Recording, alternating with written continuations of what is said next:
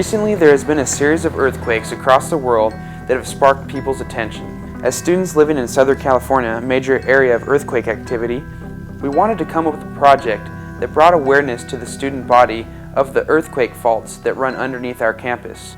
We focused our attention on the San Jose Fault.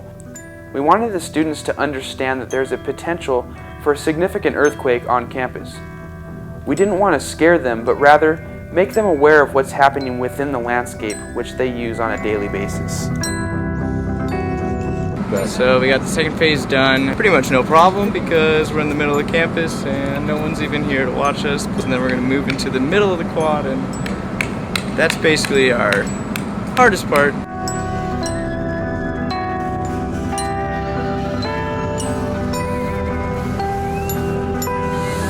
When we hit some pavement, we put chalk on the ground to kind of keep this line continuous.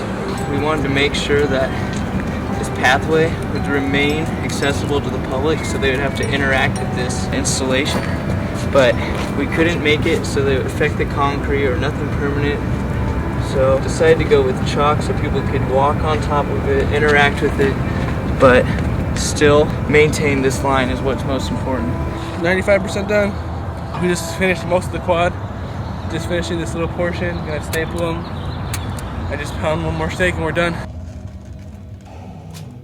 Sun's rising. It's like 5:30 right now. Been up since 1:30.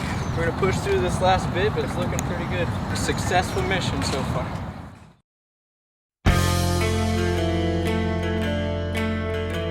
It was fascinating to see how this fault line transitioned from the unknown and became revealed through these simple materials, and then eventually becoming a topic of conversation throughout campus.